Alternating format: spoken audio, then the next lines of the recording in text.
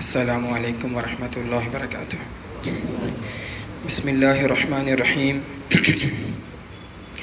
ان الحمد للہ نحمده ونستعینه ونستغفره ونؤمن به ونتوکل علیہ ونعوذ باللہ من شرور انفسنا ومن سیئات اعمالنا من يهده الله فلا مضل له ومن يضلله فلا هادي له وأشهد أن لا إله إلا الله وأشهد أن محمدا عبده ورسوله اللهم صل على محمد وعلى آل محمد كما صليت على إبراهيم وعلى آل إبراهيم إنك حميد مجيد اللهم بارك على محمد وعلى آل محمد كما باركت على إبراهيم وعلى آل إبراهيم إنك حميد مجيد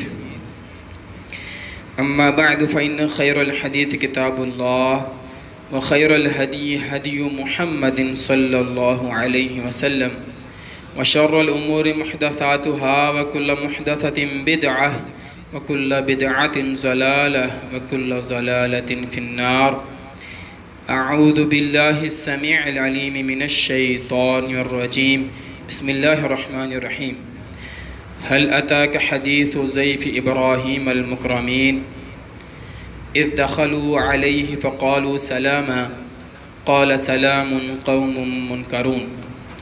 صدق اللہ العظیم۔ رب اشرح لی صدری ویسر لی امری واحلل عقدۃ من لسانی یفقہوا قولی رب زدنی علما رب زدنی علما رب زدنی علما سبحانک لا علم لنا الا ما علمتنا انک انت العلیم الحکیم۔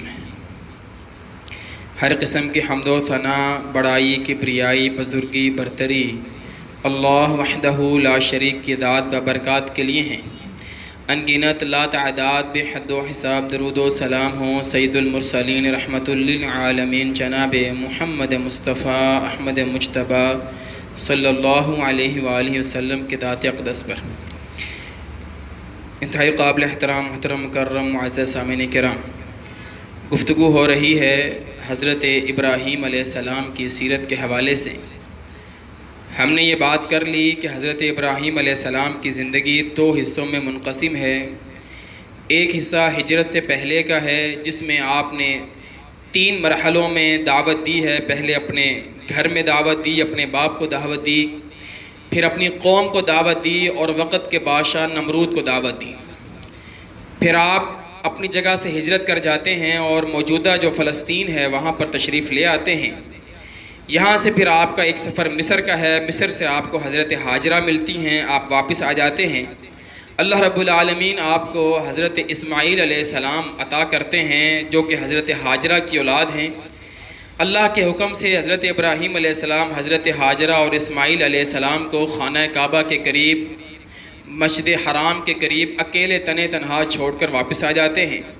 پھر کچھ عرصے کے بعد جب وہ بڑے ہو جاتے ہیں، کمانے کے قابل ہو جاتے ہیں، اللہ رب العالمین حضرت ابراہیم علیہ السلام کو خواب میں حکم دیتے ہیں کہ جائیے اور جا کر اسماعیل کو اپنے ہاتھ سے ذبح کر کے اس بات کا ثبوت دیں کہ آپ مجھ سے محبت کرتے ہیں یا اسماعیل سے محبت کرتے ہیں۔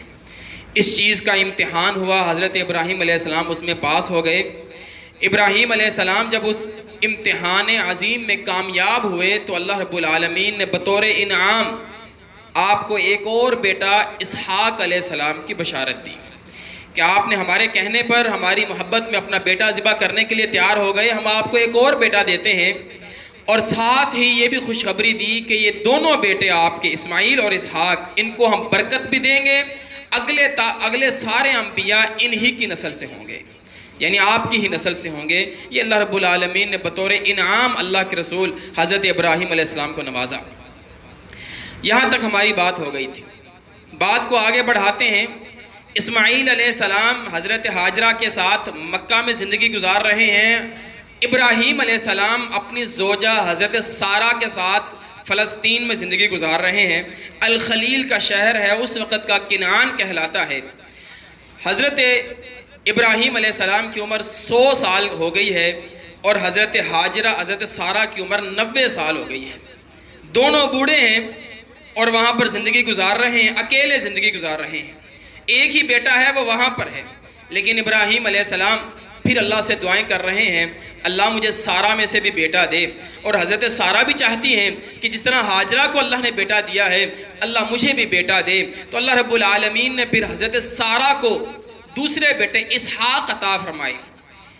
کس طرح دیا، کس طرح خوشخبری دی، کس طرح فرشتوں نے آ کر ابراہیم علیہ السلام اور ان کی زوجہ سے ہم کلام ہوئے، بات کی، بشارت دی بیٹوں کی.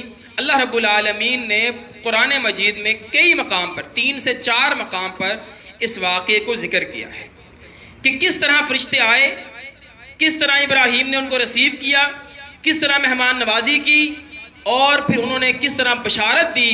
اور ان دونوں نے پھر کس طرح اس بشارت پر تعجب کیا کہ میں 100 سال کا اور بیوی 90 سال کی بڑھیا، اور صرف بوڑھی ہی نہیں، بانجھ بھی ہے، جوانی سے اب تک یہ بانجھ ہے، اس کو کیسے اولاد ہو سکتی ہے.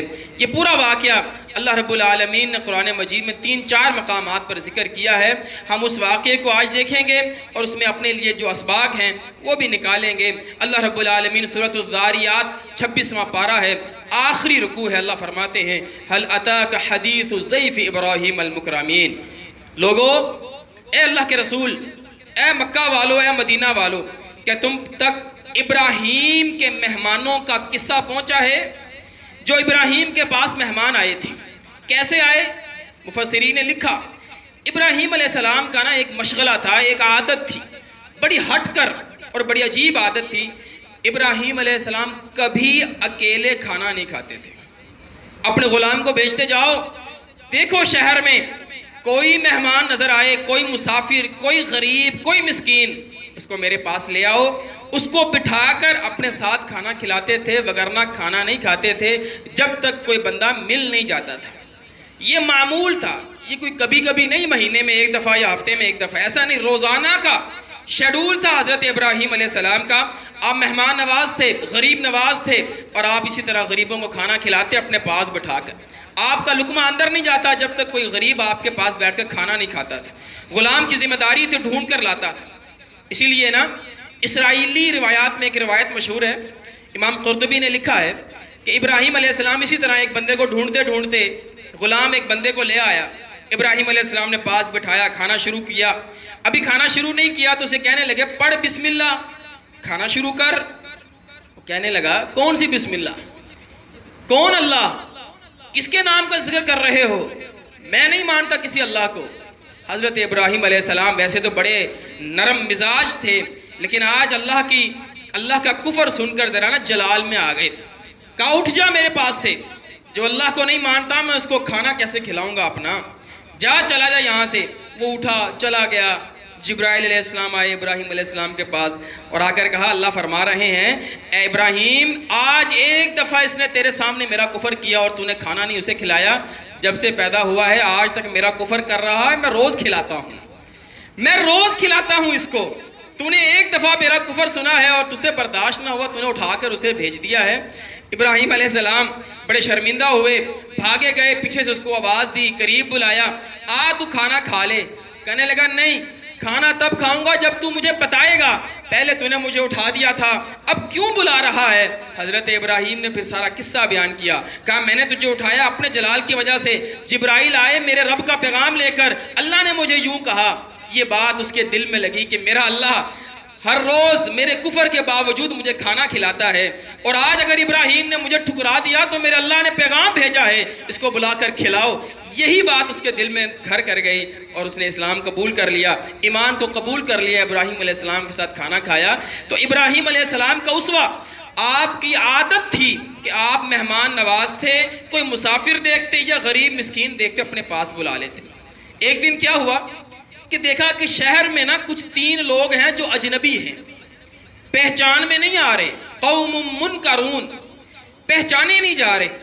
اچھا پھر حالت ایسی ہے کہ مسافر بھی نہیں ہے، لگتے بھی نہیں ہے کہ مسافر ہیں، کیونکہ مسافر کی ایک اپنی چال ڈھال ہوتی ہے، اس کی تھکاوٹ، اس کا لباس اس چیز کو ظاہر کر رہا ہوتا ہے یہ مسافر ہے. مسافر بھی نہیں ہے، ہیں بھی اجنبی، اپنے علاقے کے بھی نہیں ہیں. بہرحال دیکھا کہ ان کو کوئی پوچھ نہیں رہا، یہ اس علاقے کے نہیں ہیں.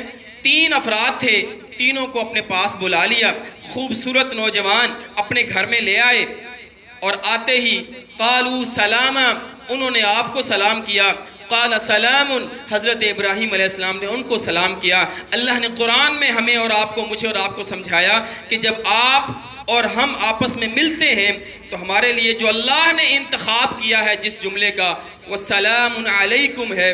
اس کے علاوہ اور کوئی جملہ اللہ نے مجھے اور آپ کو نہیں دیا ہے. اللہ نے آپ کے لیے اور میرے لیے جس چیز کا انتخاب کیا ہے وہ سلام علیکم ہے. السلام قبل الکلام، اللہ کے رسول نے فرمایا بات شروع کرنے سے پہلے سلام کہو، اسی کلام میں برکت ہوگی. بغیر سلام کے کلام بھی شروع نہ کرو. تو ادھر سے انہوں نے سلام کیا تینوں اشخاص نے، ادھر سے جب حضرت ابراہیم نے جواب دیا قال سلام قوم منکرون. آگے اللہ فرماتے فراغ الی اہلی، حضرت ابراہیم ابھی بیٹھے ہی تھے، ابھی بیٹھے ہی ہیں کہ ابراہیم علیہ السلام نا آرام نرمی سے کھسک گئے. فراغ الی اہلی، یہ ذہب الی اہلی نہیں ہے کہ ایک انسان اٹھا ہے اور آرام سے سب کے سامنے گیا ہے، نہیں. جس طرح ہوتا ہے نا آرام سے کسی سائڈ سے نکل جانا، کنارہ کشی کرنا. حضرت ابراہیم علیہ السلام ان کے پاس سے اٹھے اور اپنے گھر میں چلے گئے، الی اہلی، اپنے گھر کی طرف چلے گئے. اور تھوڑی دیر بعد واپس آئے. فجاء بعجل سمین، اپنے گھر میں سے ایک موٹا تازہ بچڑا اس کو ذبح کر کے اور اس کو بھون کر تیار کر کر پکا کر لا کر ان کے سامنے رکھ دیا. مفسرین نے یہاں لکھا ہے کہ حضرت ابراہیم علیہ السلام نے ان مہمانوں سے پوچھا نہیں کیا کھاؤ گے، کیا پیو گے، کیا پسند کرو گے، تمہارے لیے کیا میں لے کر آؤں، ٹھنڈا لوگے گرم لوگے. حضرت ابراہیم علیہ السلام نے اپنی بساط کے مطابق، اپنی حیثیت کے مطابق ایک مکمل بچڑا ذبح کیا. اور مفسرین نے یہاں یہ بھی لکھا ہے بندے 3 ہیں، بچڑا پورا ذبح کیا ہے. مہمان کی مہمان نوازی کے لیے آپ اگر زیادہ بھی کھانا پکا لیں، زیادہ بھی کھانا تیار کر لیں تو یہ اسراف میں نہیں آتا، یہ فضول خرچی میں نہیں آتا. لیکن دیکھنا چاہیے ذرا مناسبت کے ساتھ، زیادہ بھی ہو جائے بچ جائے، کسی غریب کو دیا جا سکتا ہے، کسی کے گھر بھیجا جا سکتا ہے. لیکن مہمان ہے اس کی مہمان نوازی کھلے دل کے ساتھ، پوچھنا نہیں، استفسار نہیں کرنا.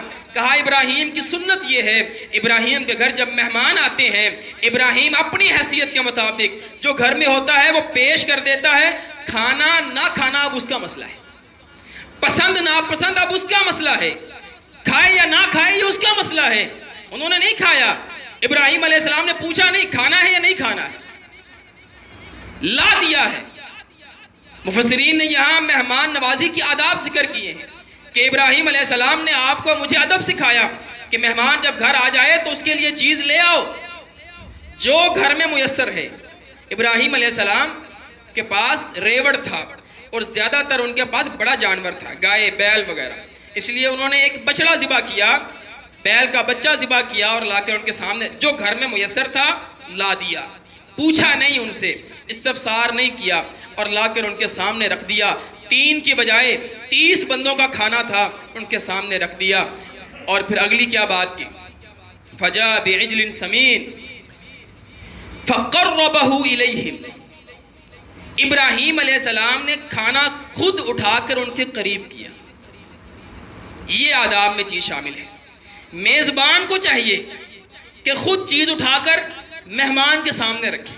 یوں رکھ دیا بس ٹھیک ہے آپ خود ہی اٹھا لیں، یہ میزبانی نہیں ہے. اور یہ میزبان کون ہے؟ ابراہیم علیہ السلام ہے، اللہ کا خلیل ہے، کوئی غلام نہیں رکھا ہوا ساتھ میں. یہ دینا ذرا، یہ سرو کر دیں آپ. ابراہیم خود فقربہ الیہم. اور کن کے لیے کر رہے ہیں؟ جن کو جانتے بھی نہیں ہیں، پہچانتے بھی نہیں ہیں.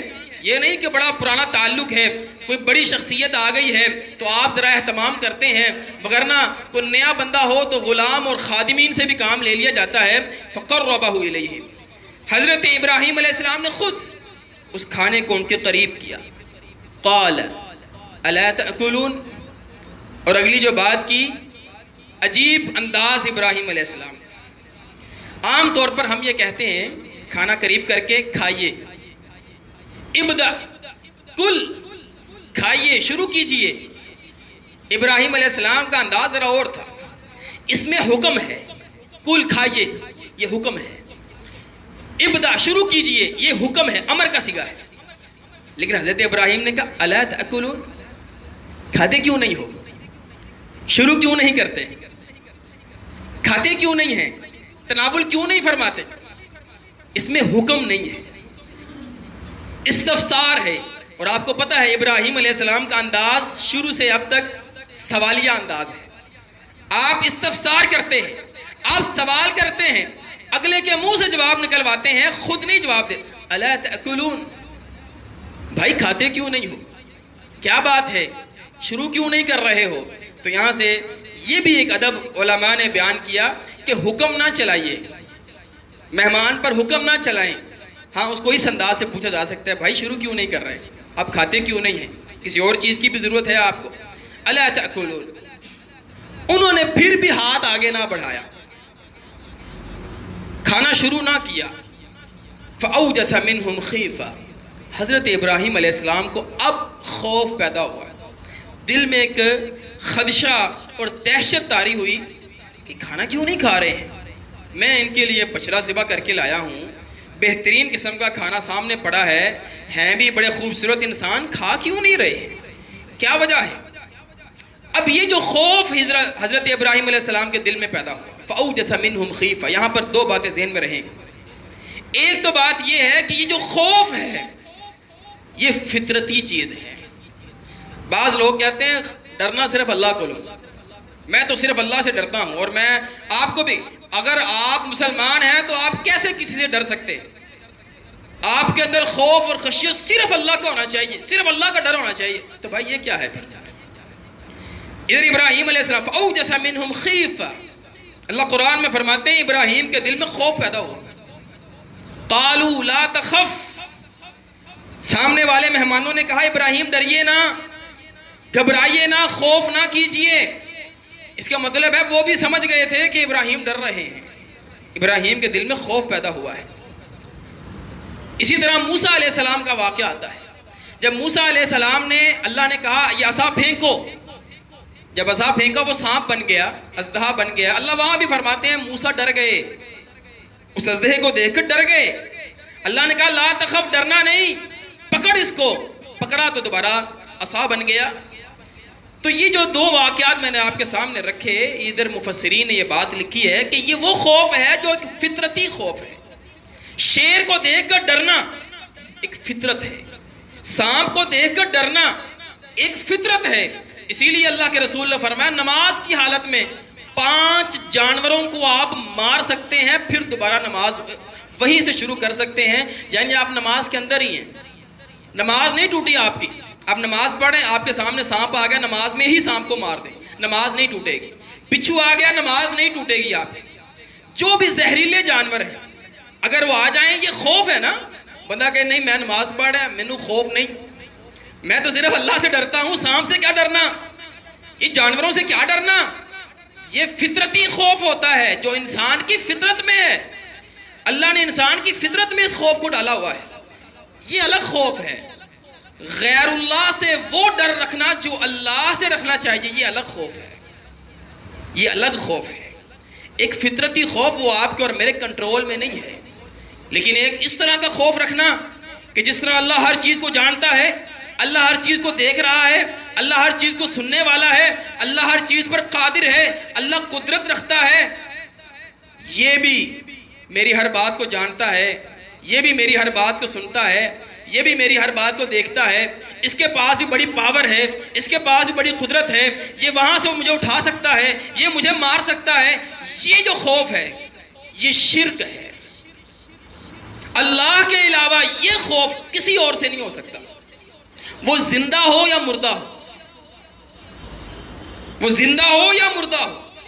اس درخت کو تم نے ہاتھ لگایا نا تو بابا جی تمہارا ہاتھ توڑ دیں گے، وہ بابا جی جو قبر کے اندر ہے وہ تمہارا ہاتھ توڑ دیں گے۔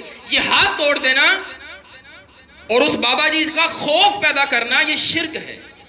یہ خوف صرف اللہ سے ہے اور کسی سے نہیں ہے، جس کے اندر اسباب ہی نہیں ہے۔ اسی طرح یہ خوف کہ امریکہ سے پنگا لیا مار دے گا، اکھاڑ دے گا، تمہارا تیا پانچا کر دے گا، یہ والا جو خوف ہے یہ شرک ہے، چاہے وہ زندہ سے ہو چاہے وہ مردہ سے ہو، یہ شرک ہے۔ ایک یہ ہے کہ ایک فوجی آپ کے سامنے، ایک کافر آپ کے سامنے بندوق لے کر آ گیا ہے، وہ جو خوف ہے وہ فطرتی خوف ہے، وہ خوف شرک نہیں ہے۔ اس طرح تو مجاہدین جو ہے وہ کئی دفعہ میدان جہاد میں خوف آ ہی جاتا ہے انسان کو، وہ خوف شرک نہیں ہے۔ لیکن اس طرح کا خوف جو اللہ سے ہونا چاہیے، اور وہی خوف کسی انسان سے یا کسی مردہ سے اگر یہ خوف رکھا جائے تو وہ شرک ہوتا ہے۔ فَأَوْجَسَ مِنْهُمْ خِيفَةً، ابراہیم علیہ السلام کے دل میں خوف پیدا ہوا۔ اب یہ خوف تھا کس قسم کا، کیوں خوف پیدا ہوا؟ تو مفسرین نے اس کا بھی جواب دیا، دو باتیں کی۔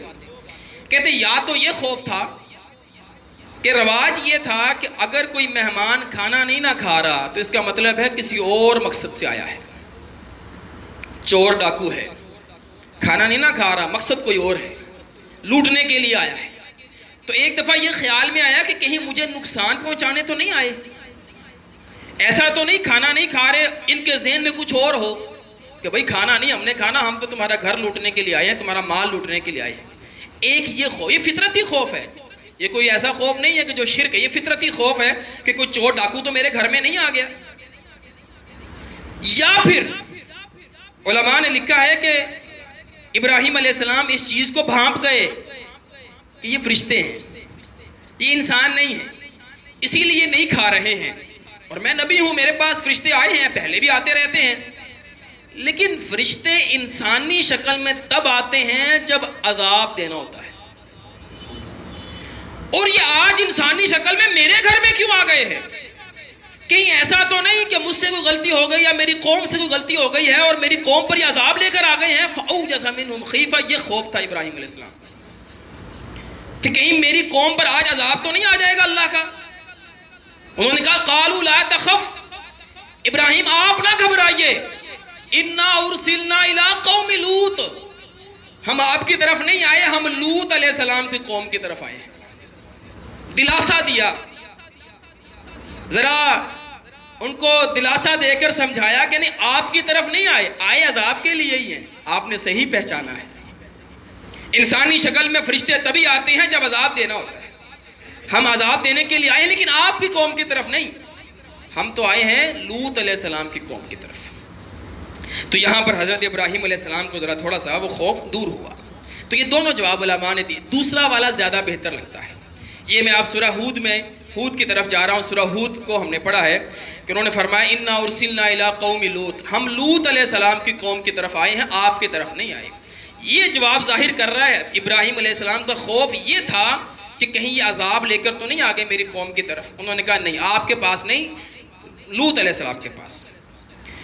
لوط علیہ السلام کا معاملہ، ان کی قوم کا معاملہ، یہ آپ کو کافی علم بھی ہے اور انشاءاللہ پھر کبھی اس پر بات کریں گے۔ یہ ابراہیم علیہ السلام کے ہم عصر ہیں، ابراہیم علیہ السلام کے بھتیجے ہیں۔ ابراہیم علیہ السلام نے ان کو ایک قوم کو دعوت دینے کے لیے بھیجا تھا، وہ قوم ان کی بات نہ مانی تو اللہ رب العالمین نے عذاب بھیجا۔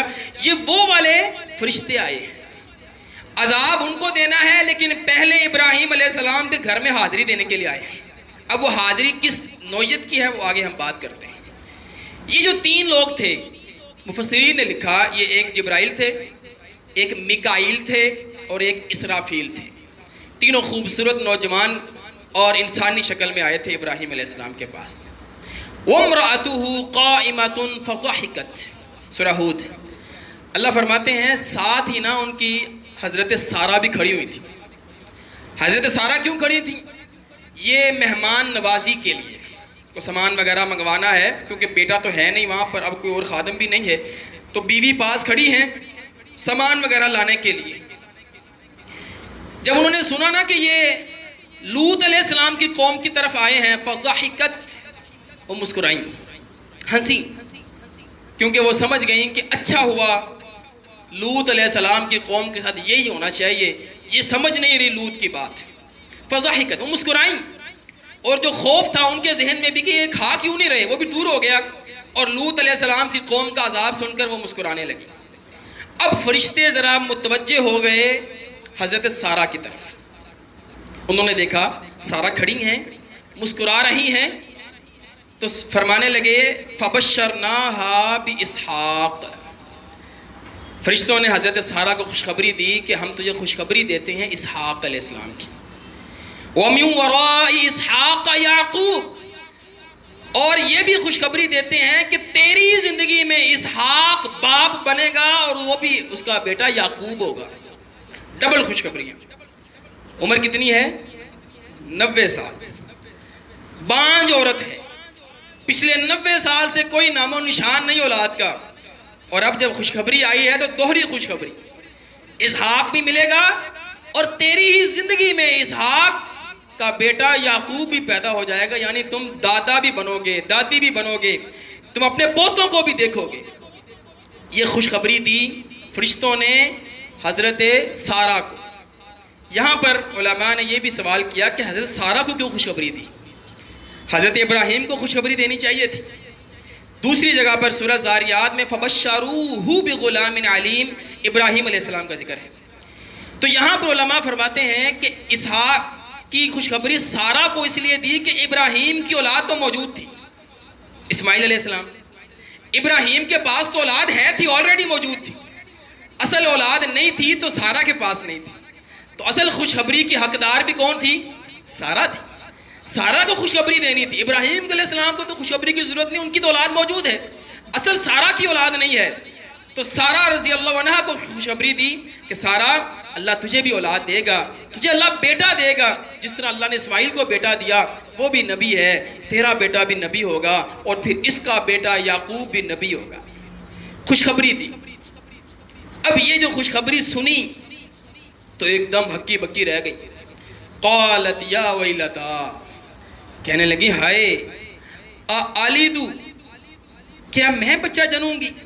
وَأَنَا عَجُوز، اور میں ایک بڑھیا عورت.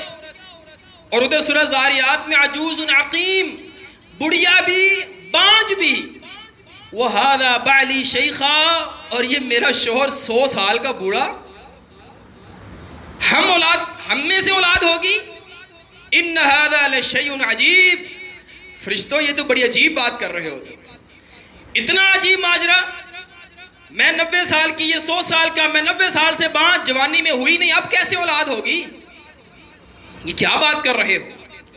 اچھا، ابراہیم علیہ السلام کو بھی بڑی حیران کی. فَبِمَ تُبَشِّرُونَ، اور یہ کون سی خوشخبری لے کر آ گئے ہو؟ اس عمر میں مجھے کہاں سے اولاد ہوگی؟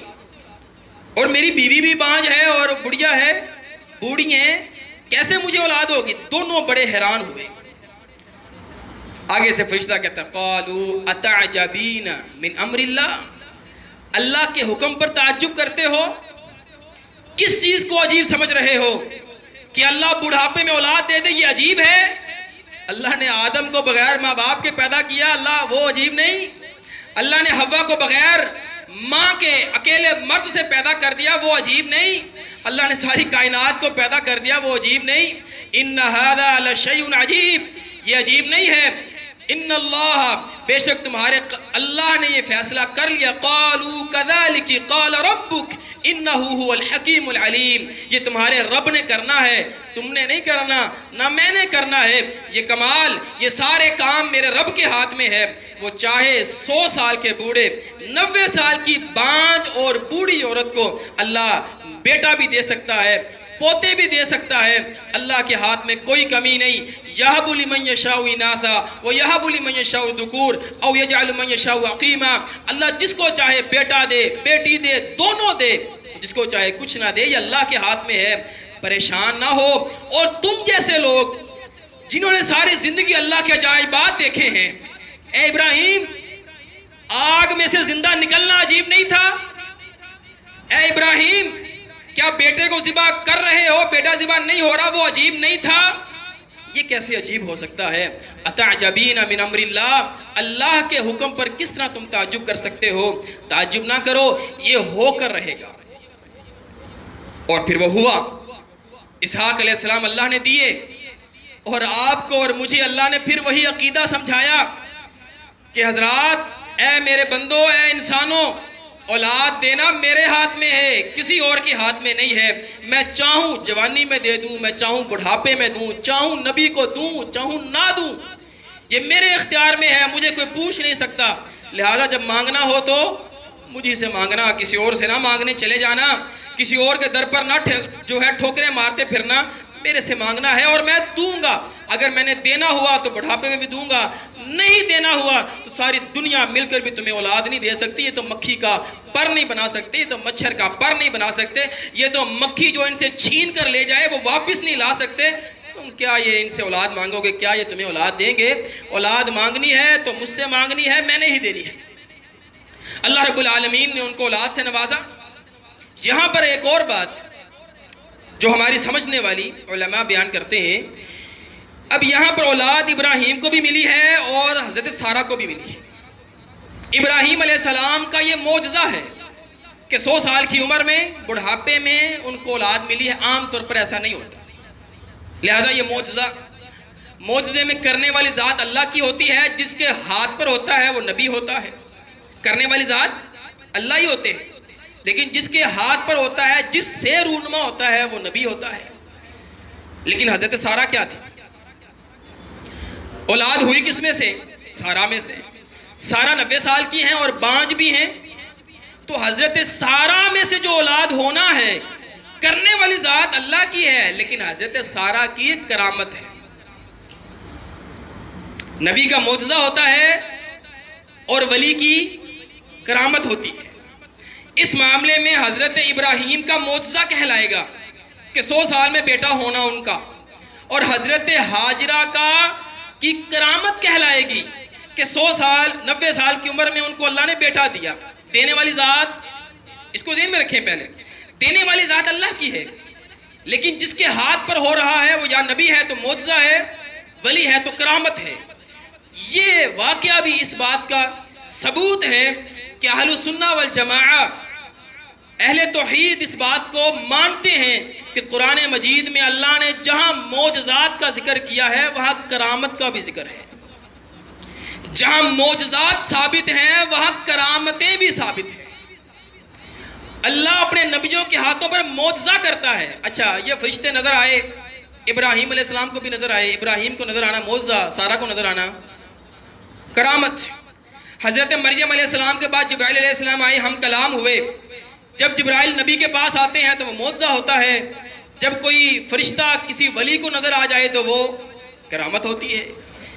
مریم علیہ السلام کا بغیر شوہر کے بیٹے کو پیدا کرنا, جنم دینا, یہ مریم علیہ السلام کی کرامت ہے. تو ہمیں جس طرح معجزات پر ایمان رکھنا ضروری ہے, اسی طرح ہمیں کرامت پر بھی ایمان رکھنا ضروری ہے. کیونکہ جس طرح معجزہ قرآن سے ثابت ہے, اسی طرح کرامت بھی قرآن سے ثابت ہے. اس لیے اس بات کو اپنے ذہنوں میں رکھیں.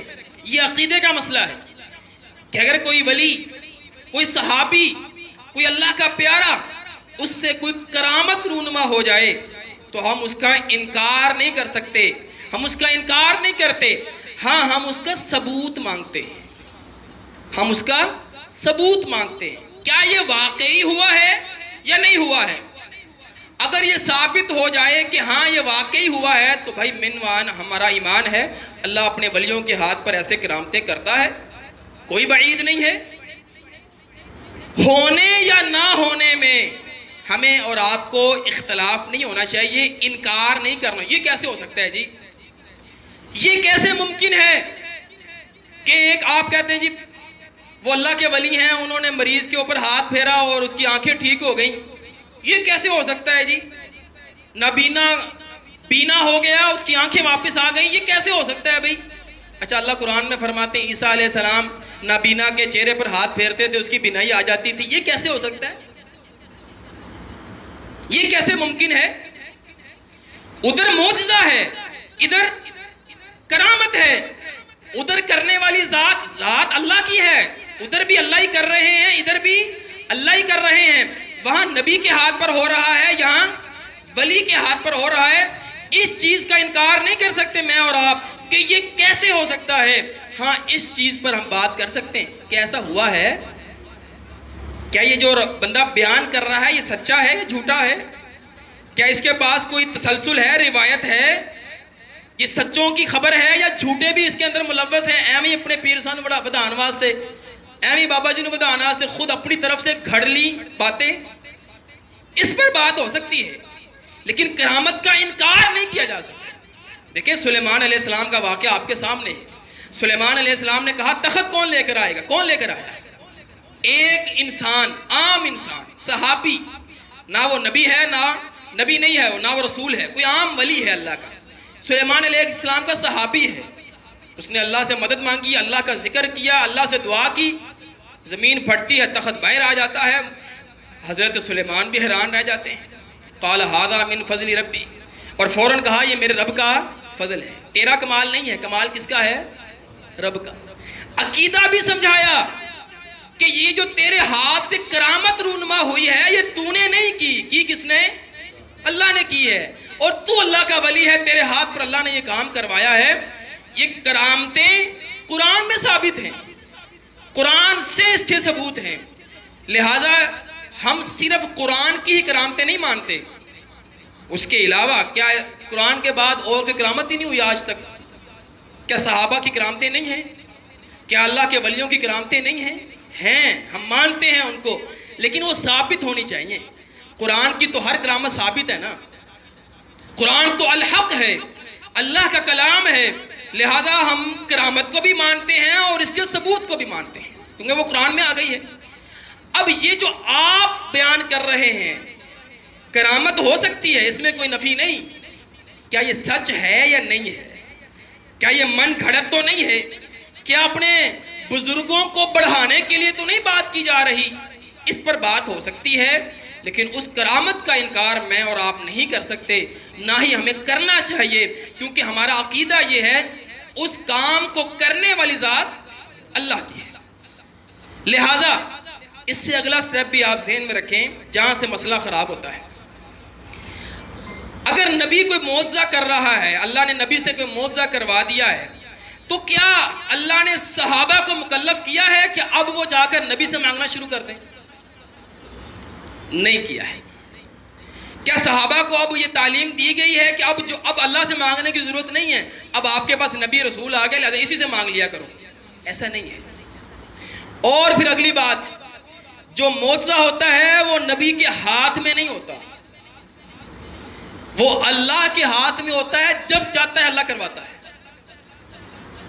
یہ ابراہیم علیہ السلام کا بیٹا پیدا ہونا اگر ابراہیم کے اختیار میں ہوتا تو پہلے نہ کر لیتے. اس کا مطلب ہے ابراہیم کے اختیار میں نہیں تھا، حضرت سارہ کے اختیار میں نہیں تھا. 90 سال کی جو ہے انتظار ہے، 90 سال کا اس کے اندر. اس کا مطلب یہ ہے اللہ کے جب چاہے اللہ تب ہوتا ہے. اب حضرت سارہ اور ابراہیم کو 90 سال کی عمر میں اولاد ہو گئی ہے معجزے کے مطابق، تو اب کیا حضرت ابراہیم سے اولاد مانگنے لگ جائیں؟ اب کیا حضرت سارہ سے اولاد مانگنے لگ جائیں کہ چونکہ آپ کو اولاد ہوگی آپ وہ کہیں گے جی ہم تو خود 100 سال سے اللہ سے مانگ رہے تھے، اللہ نے دی نہیں، اللہ نے 100 سال بعد دی، تسی بھی 100 سال مانگو اللہ دے دے گا تب. اگلی بات یہ خود سے ہم نکال لیتے ہیں کیونکہ انہوں نے کرامتیں کی ہیں، یہ بڑے پہنچی ہوئی سرکار ہیں، لہذا اب اللہ سے مانگنے کی ضرورت نہیں، اب انہی سے مانگو. بھائی یہ شرک ہے، یہ غلط ہے. اللہ کے رسول صلی اللہ علیہ وآلہ وسلم اپنے گھر میں موجود ہیں، ساتھ والے گھر میں حسن و حسین رو رہے ہیں. پوچھا کیوں روتے؟ کہا پیاس لگی ہوئی ہے. کہا پانی؟ کہا ہے ہی نہیں. اپنے گھر میں پتہ کیا پانی ہے ہی نہیں. اللہ کے رسول صلی اللہ علیہ وآلہ وسلم نے وہاں پر اپنی انگلی کیوں نہیں ان کے منہ میں ڈال دی کہ میری انگلیاں تو وہ ہیں جہاں سے پانی کے چشمے پھوٹتے ہیں؟ نہ، آپ نے اپنی زبان ڈالی ہے، منہ میں زبان تر ہے. حضرت حسن و حسین نے آپ کی زبان چوس کر اپنی پیاس کو دور کیا ہے. ادھر معجزے کدھر گئے، ادھر کرامتیں کدھر گئیں؟ اور علی کا گھر ہے، فاطمہ کا گھر ہے، فاطمہ کے بیٹے ہیں، جنت کے شہزادے ہیں، ادھر کرامتیں کدھر گئیں؟ ادھر حضرت اسماعیل علیہ السلام کو پیاس لگے، فرشتہ آ کر زمزم جاری کر دے. ادھر حضرت حسن و حسین کے لیے پانی کے چشمے کیوں نہیں آئے، بارش کیوں نہیں آئی؟ کیونکہ یہ سارا کنٹرول میرے اللہ کے ہاتھ میں. اللہ نے جب چاہنا ہے نبی کی انگلیوں میں سے پانی جاری ہو جانا ہے، جب چاہنا ہے تو پیاس میں بیٹھے رہنا ہے. اللہ نے چاہنا ہے تو غیب سے کھانا لا دینا ہے مریم علیہ السلام کے سامنے، جب چاہنا ہے تو اپنے نبی کو کئی دن بھوکے رکھنا ہے. امی عائشہ فرماتی ہیں ہمارے گھر میں 3 مہینے چولہا نہیں جلتا تھا. لوگ جو دے کے جاتے تھے ان پہ گزارا ہوتا تھا.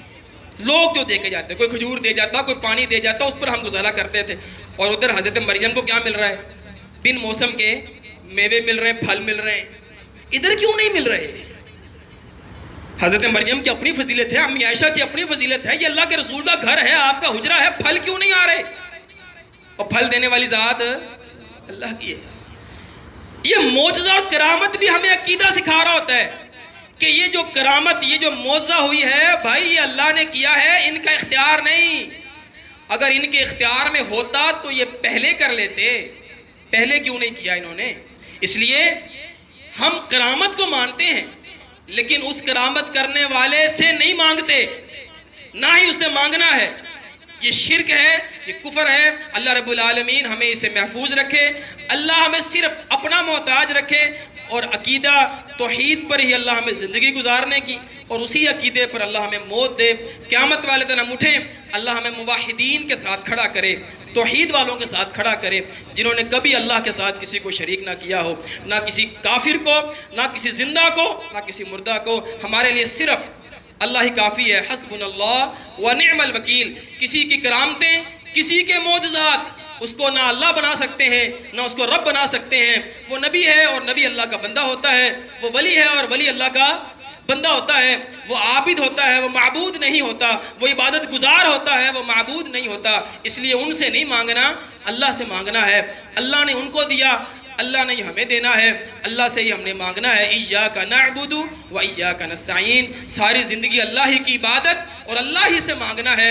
یہ میں نے اور آپ نے اپنے اللہ سے وعدہ کر رکھا ہے۔ اللہ ہمیں اس وعدے پر زندگی گزارنے کی توفیق عطا فرمائے۔ وآخر دعوانا الحمدللہ رب العالمین۔